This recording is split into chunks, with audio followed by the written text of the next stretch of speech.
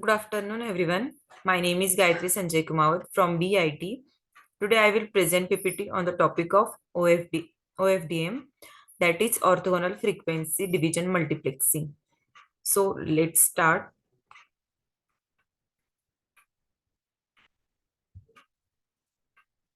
These are my contents. OFDM is a very popular multiplexing method used for the many of the latest wireless and and telecommunication standards such as Wi-Fi, 4G and 5G cellular phone technologies, WiMAX, satellites, and many others. System bandwidth is divided into set of parallel overlapping, yet the orthogonal set sub bandwidth independent to each other. Data is first split into independent stream which modulates different subcarriers, then are multiplexed to create the OFDM signals.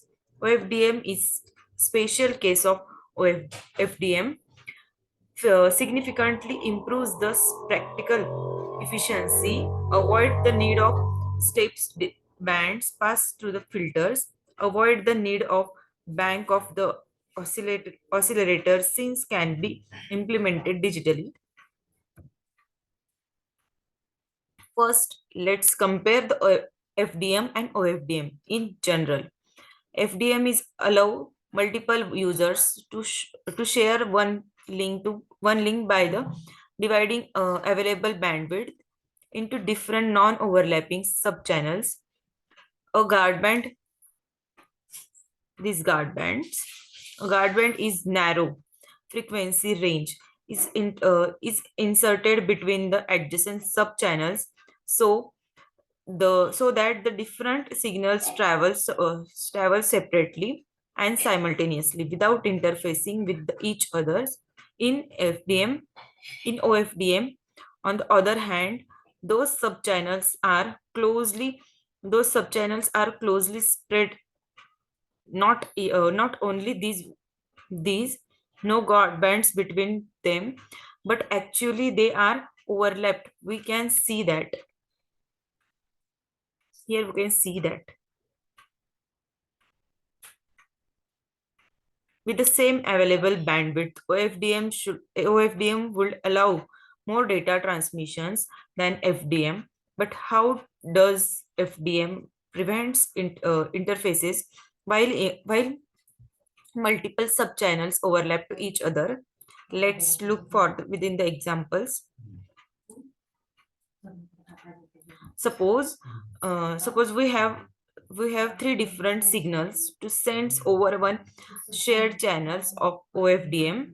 We'll combine them closely together in a way that they are orthogonal to each other.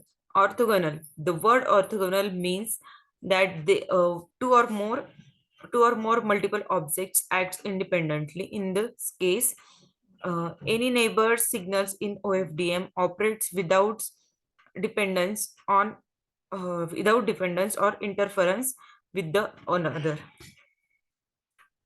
OFDM advantages: permits decently packed and overlapping subcarriers, offers separately efficient transmission schemes, can be digitally implemented using the fast and efficient signals processing, then permits flexible use of spectrum, supports different modulation schemes based on the channel condition, almost completes the avoidance the need of the equalizers.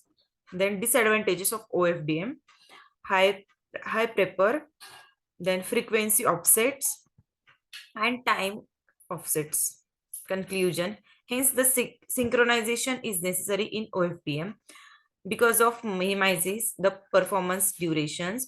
Synchronized method, that is the data ident methods, then non-data ident method, that is blind, then hybrid method. And these are my references. Thank you.